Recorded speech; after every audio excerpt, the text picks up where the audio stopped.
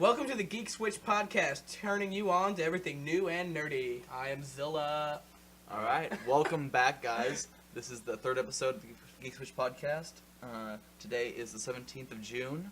This is going to be just our regular weekly show, week after E3. Today, our co-hosts are Dante, of course, editor-in-chief at Geek Switch. Yeah, and I'm the other Zach. Just call me Zilla. I'm the kind of the audiophile, I guess.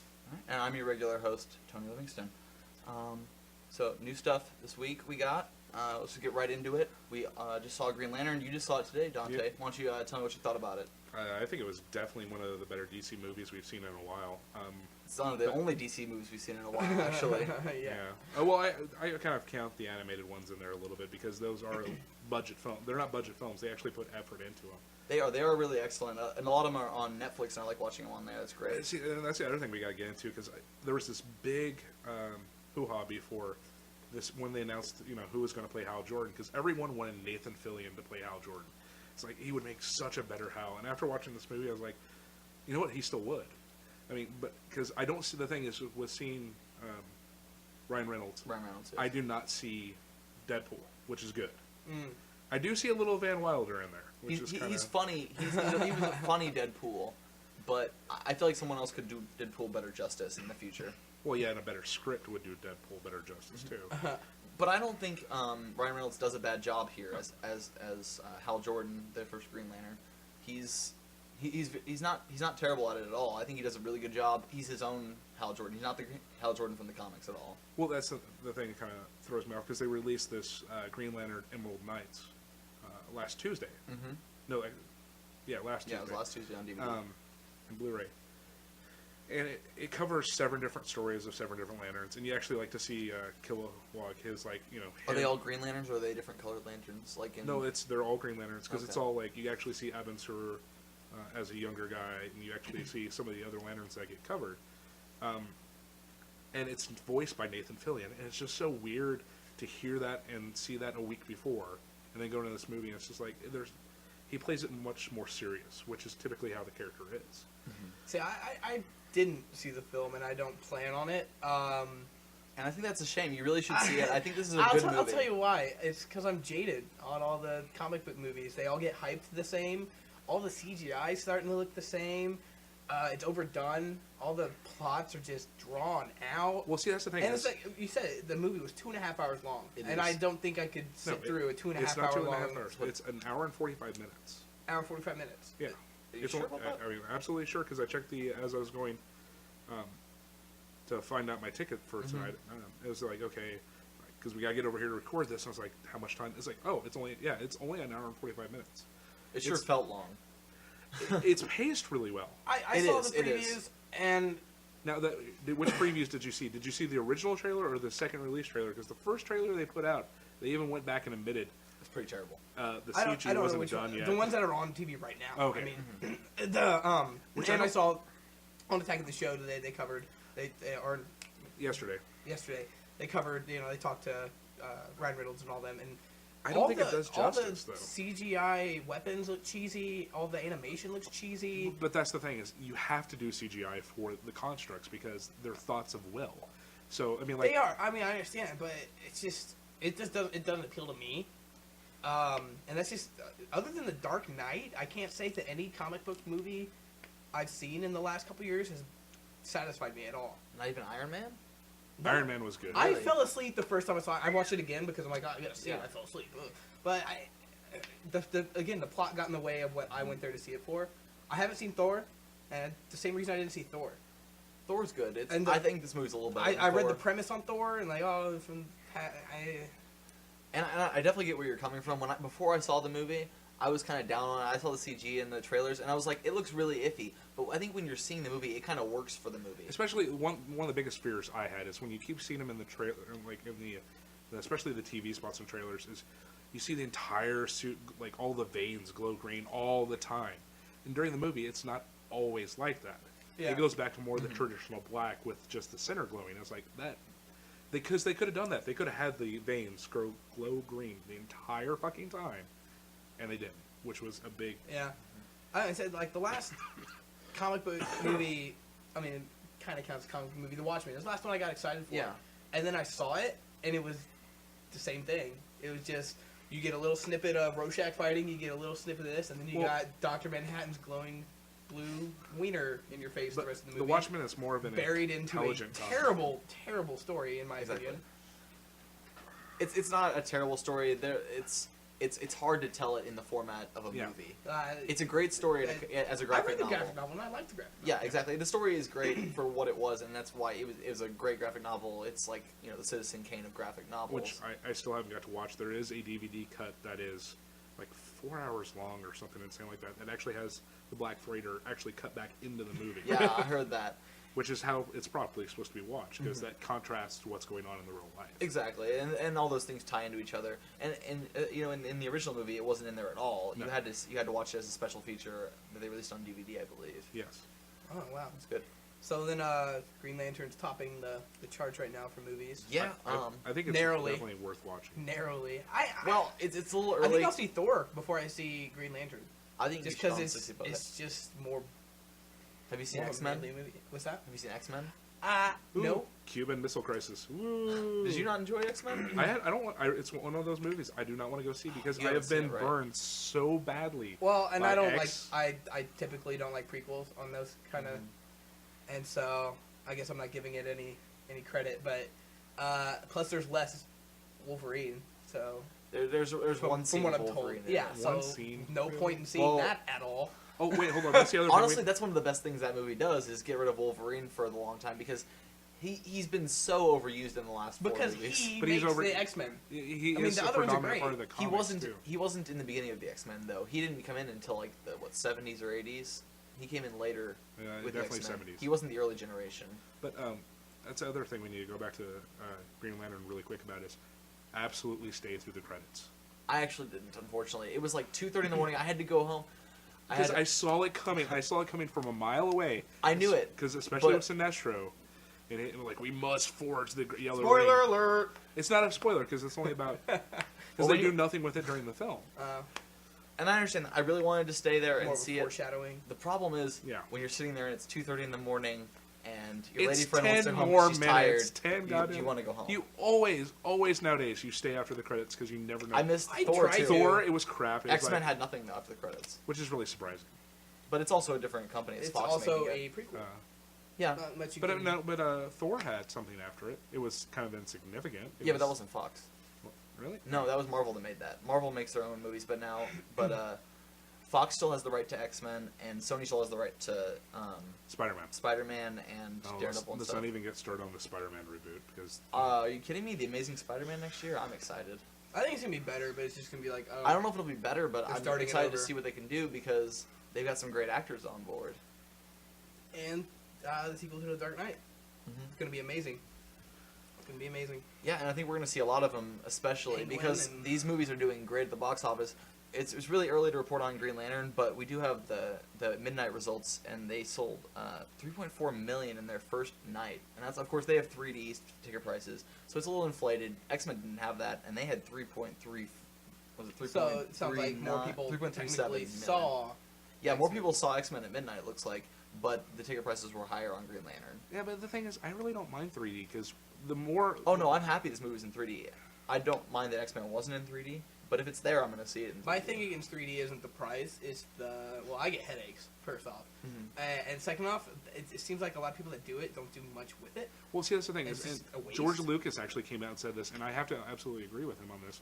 It's not a matter of there's too many people using 3D in two levels. You have the level of ooh stuff coming out at you at the screen, and it's the cheesy effect of like back in the 70s, and it's the effect of 3D versus he talks about the cinematography of 3D, and you see that with Avatar a lot more than the previous stuff like Alice. But like this one, there isn't that moment of really something flying at the screen when it doesn't make sense. I think there's a point where like the ring flows out of his hand, but it's going to someone, so it actually makes sense. Yeah. But it's this nice balance of perspective where people are lined up. Like there's a point on this isn't really that big of a spoiler, but the character's on a balcony, and she's out on the balcony, and the camera's positioned inside, and you have those different depths. And it's little things like that, and it's when you actually forget you're watching 3D and enjoy the movie that the 3D is done well. And we're seeing a lot more 3D now, especially outside of just movies. We have 3DSs, both you and I, and if you watched the trailer for Green Lantern on there, how did you feel? Because when I watched the trailer for Green Lantern on there, I feel like the 3D on the 3DS is much better than 3D even in movie theaters. I feel like you get more depth as far as how far you can go. But you also have to remember you can adjust that slider. Exactly. And I think it'd be really nice to have some sort of slider at movies somehow. That's not possible. Because then people would have a lot less headaches, too. Yeah, I can say. I think if they could, at some point, make some sort of adjustable glasses that they could make. Or we could just get rid of the glasses. That's true. Hopefully that'll happen sooner rather than later. All right, next. Speaking of games, we have Duke Nukem Forever finally coming out after 13 years. It's a miracle. 13 years, and I'm playing it. I think that's the downfall of it. The wait. And I'm not playing it because I think the downfall of it is the wait. All the critics have been saying the jokes are just 5 years old, and it's outdated. if for some reason, explain to me why the fuck Duke can only hold 2 weapons. It's a Haloism, and then he goes on to make fun of Halo, of course. Would you like your power armor? Well, up front, let's just say the game's not great by any means. It's not terrible. for I've been the playing. I fans. played it for a few hours. I I love the old Duke Nukems, and I love the new one. And even in Have the you played the new first one? Yes. level, Yes. even in the first level, they make fun of themselves. Because it picks up exactly where Duke Nukem left off. The parts I didn't like were the straight up jumping around platform parts. Everything where you're shooting is amazing. I love it. It's just fun. It kind of reminds me of Serious Sam almost. It's Well, just yeah, mindless Serious Sam was killing. always kind of inspired by Duke Yeah, Nukem. I think. well, it's the same engine and same makers and all that. And but I didn't like the part where you get shrunk down. Yeah, there's a lot. There's like 3 of they those, did and too then you much of drive it. and you drive around in a race Yeah. car for a while. Yeah, because that's all Duke Nukem needed was fucking vehicle levels. and terribly controlling vehicle levels, especially when there's a Yeah. remote control car that you use, and you're not in the car at this point. You're just remote controlling a car that's in a different room. And you're watching it through a glass pane, and it's terrible control. Haven't got- That's one of the things that this game really yeah. does. It tries to push interactivity in the environment, though. You can pick up all sorts of things. You can literally pick up poop out of the toilet and throw it at the wall. You can pick up The Sharpie. Sharpies, and you can draw on whiteboards. There's a little kid who comes up to you and asks for your autograph at one point. You can write whatever you want. I drew a rocket ship. It was a rocket ship in the shape of rocket ship. Yeah. was I mean, a penis. it definitely wasn't a It penis. was a penis. It may have been a Shit. penis. Okay. The moral of the story is It's that a kid now rocket That, I mean, has. that stuff is kind of the sandbox environment. Yeah. To a certain point, you stay in the lines of the game, but you get to stop and have a little fun every once in a while, and that's cool. But there's so many better releases recently. This is true. There are. I'm looking at this one by itself. I think it was. I mean, I've always liked Duke Nukem the character. I like the story of this one. Oh, he comes back one more time, not to save the world. He didn't care about the world. He wants all the bitches. Well, no, that's what it was the first time too. Well, He wanted yeah, to but take I our mean, women.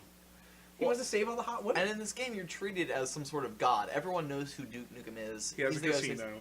Yeah, he's you know, I bet you can guess what floor of the casino he lives on. It's floor 69. Shocking, I know. But that's the kind of jokes you can expect from Duke Nukem. Now, the other That's thing is, crude. weren't they trying to possibly get away with the 2 twins being almost like his main squeezes at the same time? They seem a little young. Well, yeah. I wonder if they I were, think it's more of a Charlie Sheen reference than anything.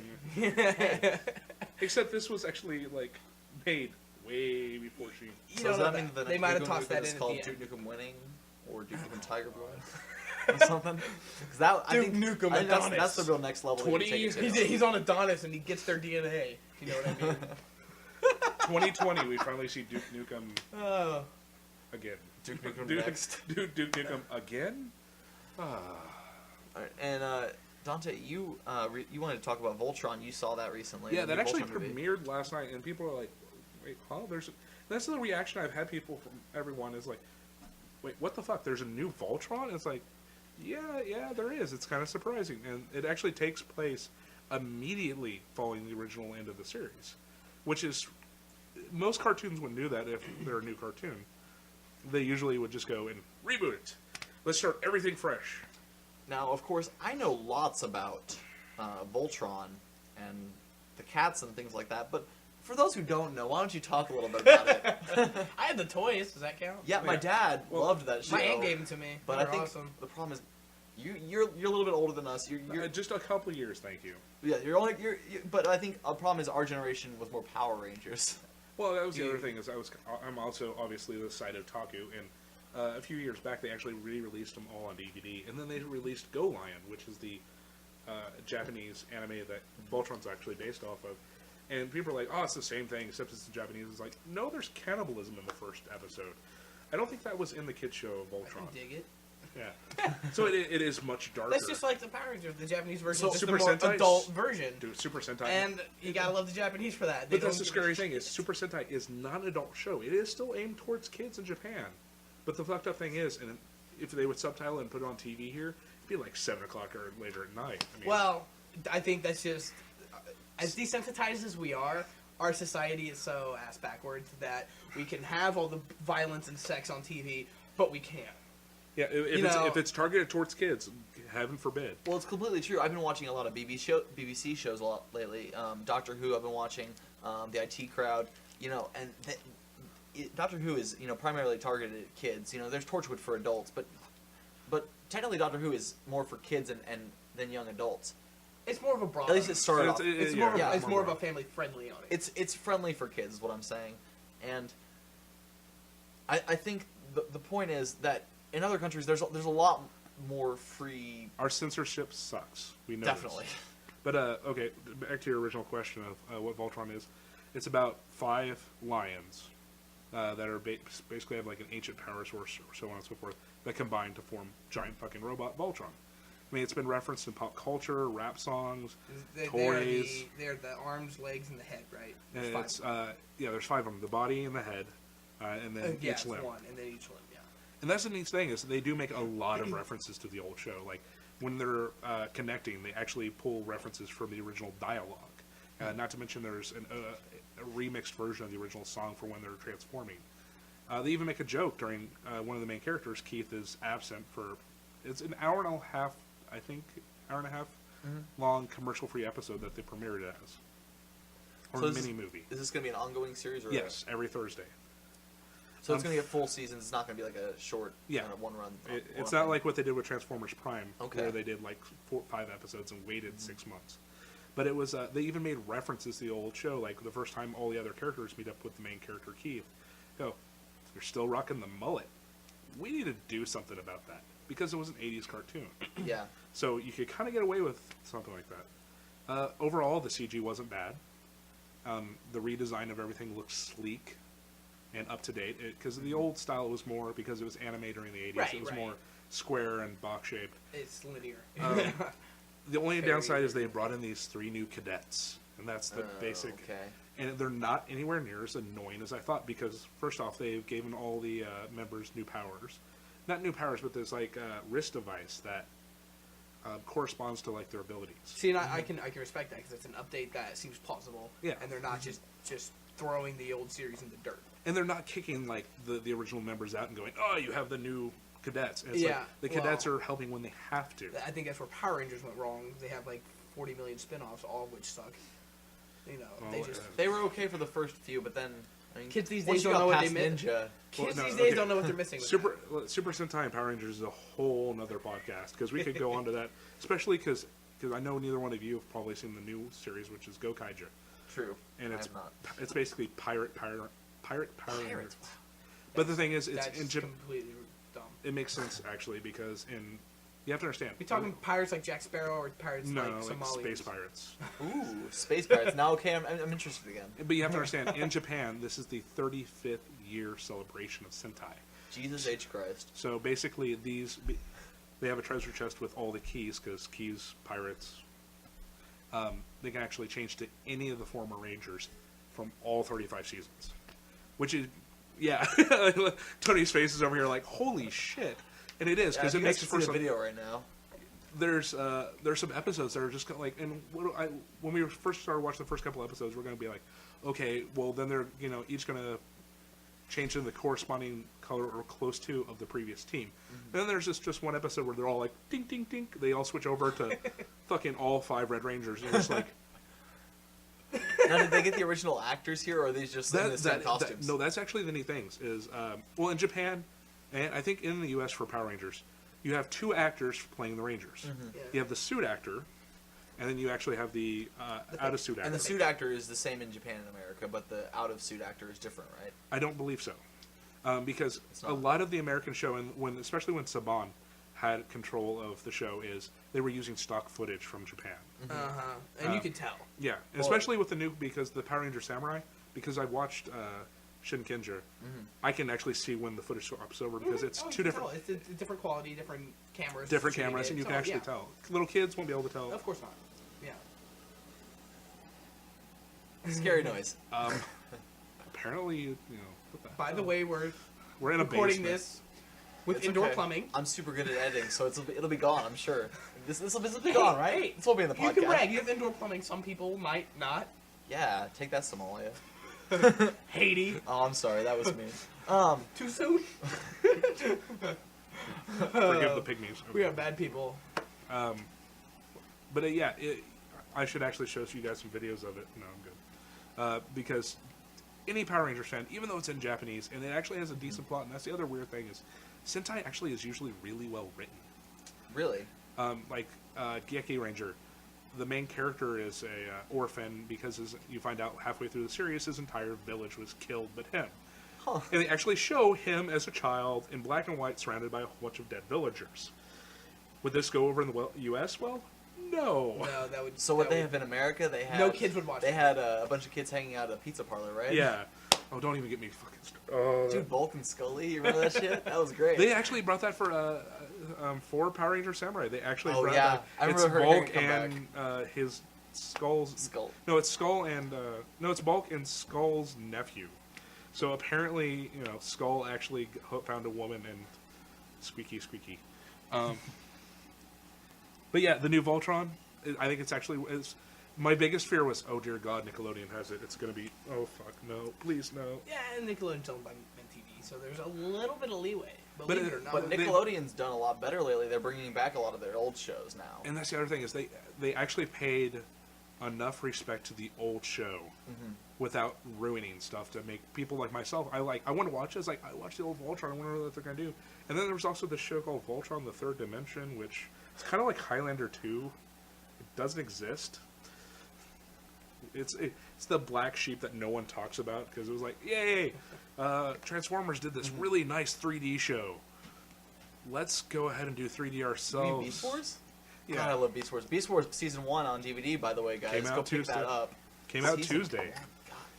I thought it was last Tuesday, actually. It was the last Tuesday. I think it was last Tuesday, but yeah, go pick that up. Was Because it if you, kind of out of remember town? Beast Wars from the 90s, and who doesn't remember that fondly? Alright, I'm going to keep moving along Yeah, a little let's- bit. Oh, yeah, We'll before, move on to news, I think. Yeah, before we move on to news. Oh, there's something else you want to talk about? Well, I don't know if you guys listen to music. I do listen to music, Ah, actually. Well, I just came back from Well, Dallas there's, and heard 2 wonderful bands, but we'll get to that later. Yeah, we're gonna have a lot of great album reviews coming up in the next podcast because next week's a huge release week. Weird Al, lots of metal, which is what I do. So Hopefully we'll have some nice all things to that. talk about that. Right now, all I've got for you guys right now is there's a little group called Odd Future Wolfgang Kill Them All. They're a rap group. Say that again, I don't think it Odd Future Wolfgang Okay. Kill Them All, better known as Odd Future. Go to oddfuture.com. You can pretty much follow them from when they started. They have their whole blog up there, and it goes all the way back. I mean, it's pages upon pages. And a group of kids, I mean, literally kids. The oldest member, I believe, is like 19, Tyler, the creator. He produces all their beats, all their music. One of the most profound members was a 15-year-old named Earl. He went by Earl Sweatshirt. His real name's like Keeb Kravska or something like that. Islamic family. His mom found out about their music, and just to let you know about what he specifically rapped about, you can go onto YouTube whenever you feel like it. Search it. It's called Earl Sweatshirt, and the song's called Earl.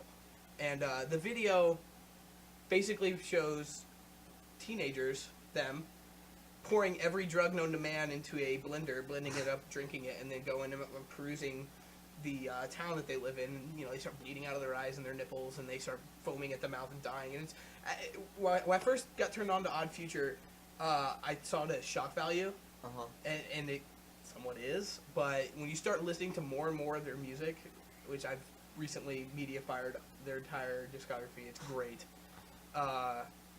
You start to see. You mean legally purchased from iTunes, right? No, they put it up there themselves. Oh, okay. Yeah. That's cool. You can go on their blog, click on the thing, and it takes you. Yeah. We wouldn't pirate anything, guys. I bought Tyler the Creator's new album Goblin, which actually peaked number 5 on the Billboard chart, 50,000 copies in the first week, and it peaked number 1 in hip hop R&B, which is profound because nobody's heard of these guys, you know. Yeah. Until Kanye tweeted about him one day, and so Earl, his mom found out about their music, shipped him off to Not boarding too happy, school in Samoa. So took him out, and right when they were starting to get some limelight, you know, some fire. And so he's in this boarding school at Samoa. Nobody knew that at the time until a magazine, which I can't for the life of me remember, did some Facebook hunting, found this post that some kid put up of Earl. Like, yeah, this is my friend that I met in a program that I'm in Samoa. It's for troubled teens. And so they were able to track him down to this boarding school. And they were able to confirm it finally when they found a picture of a U.S. ambassador with all the kids around him, and there's a picture of Earl. You can tell that's completely all. All right, so unlike most parents in the U.S., where my kid's starting to make it big, I could suck the money out of this little brat. Well, he's like, get the fuck out of here. Well, here's the thing. She's probably I respect what she did. Conservative Islamic mother, right? No. I mean that's not even relevant. I mean, I respect the fact that she's a parent of a child, and she was concerned with what her child was doing. Okay. And she did that, and I think that to a certain point that's appropriate. But if my child was doing what Earl was doing, and you know they were starting to be successful, they make money, you know, and I would let him pursue it because there's way worse things that he could be doing. Not to mention, I mean, they were acting like they were doing on drugs. I don't really. It is a lot of their music's written through a perspective of a fictional character. It is fiction, and it needs to be perceived as that way. And Tyler the Creator on his latest album put in a disclaimer before his song "Radical." The chorus sings "kill people, burn shit, fuck school" over and over. And before the song, he goes, "Disclaimer: don't do anything I tell you to do in this song. It's fucking fiction." And that's the other thing is his mom probably should have taken that to heart, going, "It's a fiction." Would it be no different that if you wrote a book that was slightly disturbing? Well, exactly, and it's content, but content shouldn't be that big of a deal. And so the worst part about this is in Samoa, you don't get your legal right of age until you're 21, not 18. So I believe he'd be 17, if not 18 by now. And so there's a whole Free Earl campaign. You can, if you search Free Earl, you'll get tons of information. But yeah, everybody should look into Odd Future. They're the cat's meow. Okay, well, if we're going to cover music real quick, I just came back from a convention in Dallas, and thanks to our friends over at Babel Entertainment, we and Akon themselves, we got to see Bloodstained Child and D, two J-Rock visual Kai bands that came over, and they made their U.S. premiere. And the room was packed, like fire code packed. Yeah. And, you know, I'd heard a little bit of D before I went down to Dallas, heard a little Bloodstained Child, and I literally, Bloodstained Child is one of the best lives I have seen in a long time. Sophia, the lead vocalist, is from Greece. She speaks Japanese, English, and Greek. Latin, whatever they speak. So, you know, her songs were a nice mix. And, you know, everyone's like, oh, so it's going to be this giant metal band. And he was like, well, the bassist, you know, he gets up there and he growls. Like, you want a good kind of metal band. Mm-hmm. But it was just this nice balance of her vocals and him and fucking the guitar playing, the bass playing. He had, the bass player, Rio, actually has this amazing presence. And that's for a bassist, that's not too common. I think people shoot down the live show. I mean, a lot of people just want to sit in their room and listen to music. I think everyone should go out and see more live music, especially local music. Yeah. It's so much fun. Well, and that's the other thing is Japanese music. Everyone kind of puts it out. It's like, oh, it's a foreign language. It's like some of the best concerts I have ever seen in my life have been from Japanese bands. Mm-hmm. I've seen a lot of American bands live as well, but like Seikimas. When I got to see them last year, and they are a huge label band. Yeah. I mean, you know, they went from playing Dallas. They were doing this intercontinental Black Mass tour. They went from Dallas to Paris to Korea back to Japan. So arena convention. Oh, damn. And it was awesome. And we got to thank the guys over at Babel Entertainment, babelentertainment.com. They gave us this wonderful half-page spread and their second issue, which is on stand, or you can order off the websites now, and will be in some stands if you're in California or certain other parts of the country, I believe. I gotta say, Babel looks legit. I mean, They are. I used to subscribe to Revolver, and Revolver's kind of went downhill. You know, getting little too mainstreamy and little too. Well, that's the nice thing is this cheesy. Shion, one of the main writers and parts of Babel. You know, he is the main part of Babel. It's East meets West. That's why Gus G is on the cover of the second issue. But you open it up and there's D. Oh yeah. And then we actually have an interview that I'm having to edit right now with Tim Godhand, one of their DJs, who does their Metal Morning Hour. And that'll be up on the website when? Probably next week. Probably next week sometime? Okay. As soon as we can get that up. Yeah. As soon as I get a day off to actually edit all the blooper footage out of it, there's a lot of fucking blooper footage. Because it was honestly our first video interview as a website. It was my first time doing a video interview, and we may have had a few drinks during the process. Mostly May. What? Mostly May. Mostly. May or may not. Mostly May. What you can't see off to the side is the fucking bottles. Yeah. But it was a lot of fun in the concerts. I mean, and I got to hang out with some of the band members after the concerts because people I was around, and they're really nice people. And it's not something you see often. It's like big concert, and these you have to understand. D is a very visual band. And there were girls screaming left and right, like, "Oh, sorry, yeah!" And then if you were hanging around them with their makeup off and their out of their costumes, they're very down to earth people, and they're very nice. My favorite bands that I see live are the ones that after their set, instead of going backstage and being, big ego rock stars, just the ones coming down and being in the crowd with you, or going around shaking people's hands. I mean, that's an example. Like even as geeky as Weird Al is, I saw him live last year. And it was one of the best concerts I've ever seen because he gets off stage and actually goes to the crowd and does songs. Yeah.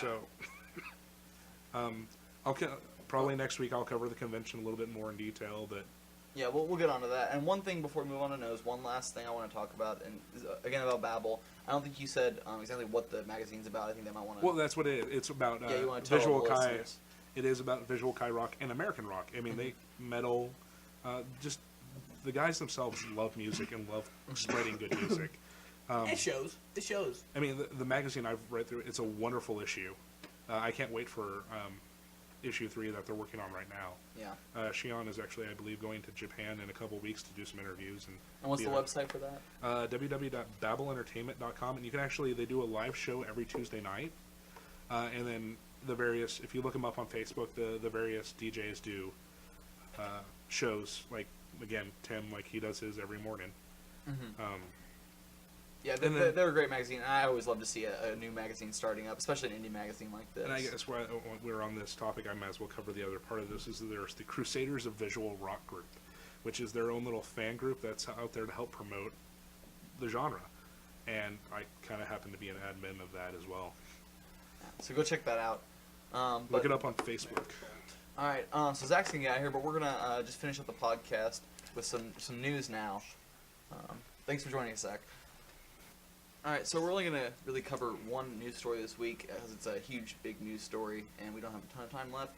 But LulzSec, which of course is a offshoot of Anonymous, a more terrorist themed, I guess, offshoot. Yeah, that's putting it kind of understatement at this point. Yeah, they've been attacking a lot of major companies. They of course attacked Sony. They were a major part in taking down the PSN for about a month. They've recently attacked BioWare, Bethesda, The Escapist. They attacked Minecraft servers, League of Legends, EVE Online. But now we're getting recently, just right before this podcast, we found out they've also attacked Facebook, Twitter, PayPal, dating sites, and Xbox Live. Yeah, at this point, they're not trying to make a point. They're just being disruptive. Sony came out and straight said they're terrorists. And, that's Tony, that's Sony trying to save face. And, Sony got themselves into this shit with going, hey, GeoHot, you're doing something that's fairly legal because at the time there was a court case where hackers had won against Apple about jailbreaking. So jailbreaking the iPhone is there's precedent set, basically. Yeah, it's completely legal, but it's not okay to jailbreak the PS3. It's like, one is a mobile device, but they're both electronic device. Okay, and then Sony just goes after this GeoHot kid, pretty hardcore. And I guess the GeoHot, of course, is the name of George Hotman. yeah, and you know, Anonymous is tied to Or George Hotz. George Hotz, I believe, yeah. and of course, Anonymous is usually tied towards what wonderful website? 4chan. Also known as the butt crack of the internet. Yes. Please don't destroy our site. Yes. We love you, 4chan, but you also terrify us. Except for what, /B? /B. We're down with most of you. But it's the same as, you know, and most Anonymous members going, wait, we did not have any part in this. We don't know. All of a sudden, there's people going, yeah, we did. We're the ones who did it. And this is this lulsec attack. And that's the problem with, the fundamental problem with Anonymous is you have this non-organization without leaders, no structure. Anyone can say they're part of Anonymous and be part of Anonymous. Well, that's the other thing. Is I read there was an interview with some of the Anonymous hackers where there are leadership within Anonymous now, and the lulsec hackers are not happy with They're it. a splinter group, basically. Yes. And the thing is, with them causing trouble towards PSA, and that was them reacting to what Sony did to GeoHot. But now it's just being destructive, criminal. There's no purpose. Like, you're just proving you can be dicks and do this. It's like going around and pissing on people's windshields in a parking lot. Well, exactly. And you can't blame these companies for getting hacked. This is entirely lulsec's fault. You know, you shouldn't blame Xbox because they got hacked. And to touch on that really quickly, Xbox is saying that they haven't been severely hacked. Nothing's been breached. Lulsec's basically recovered a bunch of passwords and a bunch of gamer tags, but they don't match up with each other. So you can go out and try a bunch of them together, but and we don't even know if they're active accounts. Really. Exactly, they could be anyone's. You know, but Microsoft's saying they haven't been breached. They're fine.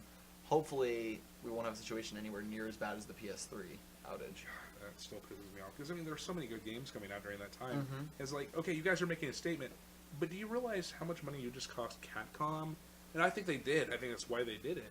Is all these companies lost so much money because of that.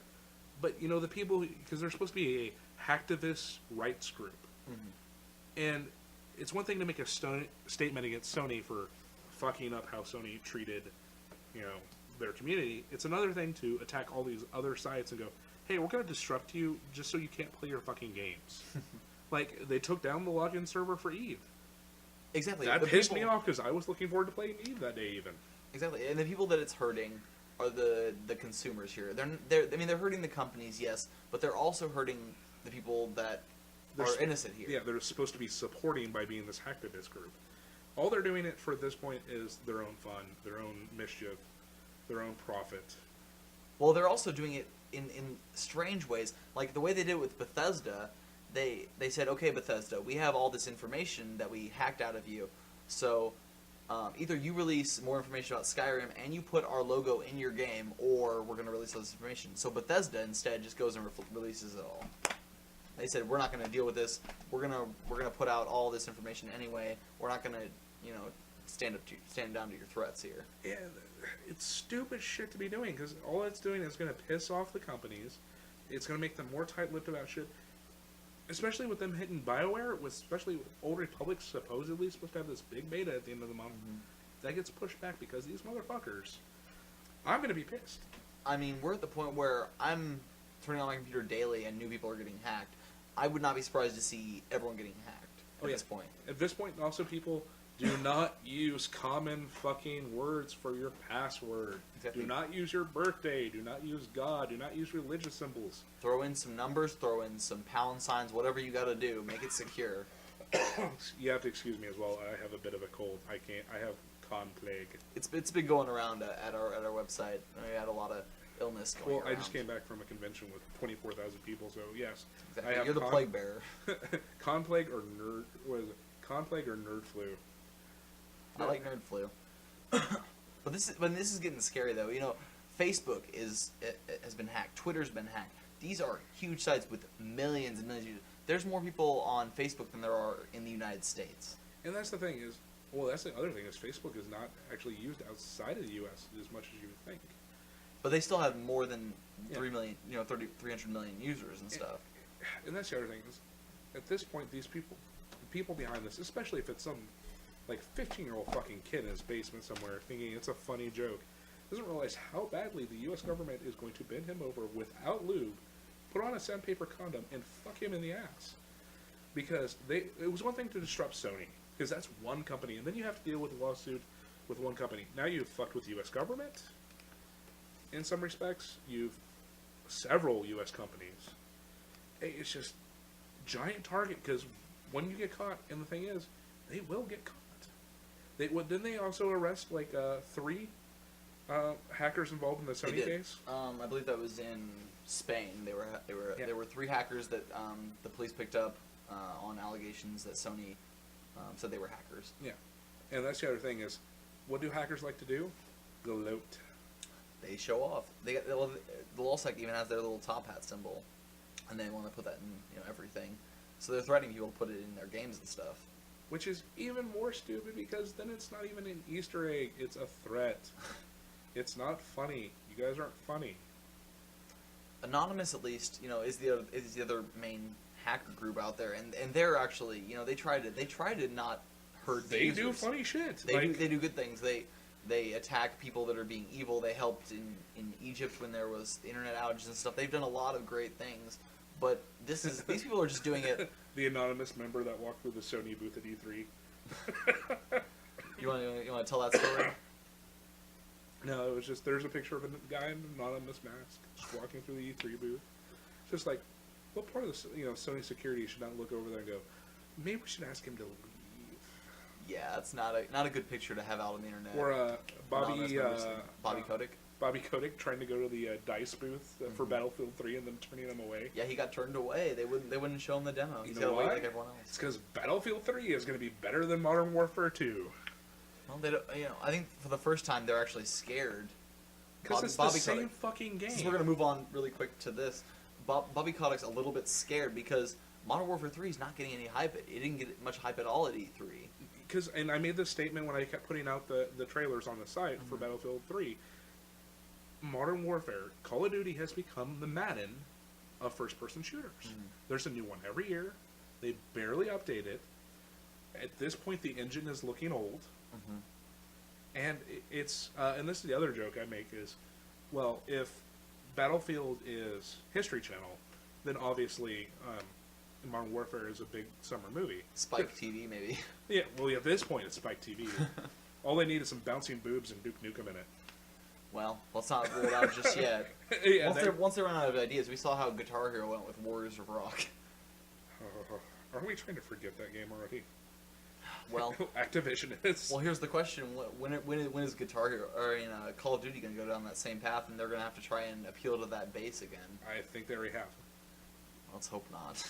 Because at least like Need for Speed keeps reinventing themselves. Yeah, and they've got a lot of different developers. But I think that's going to wrap it up for us this week. Thanks for joining us once again on the Geek Switch podcast. This is Dante. This is Tony. You can follow us on Twitter at Geek Switch and at Tony Livingston. And at Kierwin. Yeah. Babel Magazine again. We'll plug them just one last time. They're a great new magazine. Check them out. The website is www.babelentertainment.com. Their Twitter is, I believe, Babel Entertainment. But yeah, so best way to get a hold of them is definitely their website and Facebook. Check out our Facebook fan page at facebook.com/geekswitch.net. Like us. Like us on Facebook, please. Once we hit 200, this is a special thing I've announced. If we hit 200, I think we'll give away maybe a GameFly membership or maybe some Netflix or something. There you go. So get in there quick, and we'll hopefully have some prizes for you guys soon.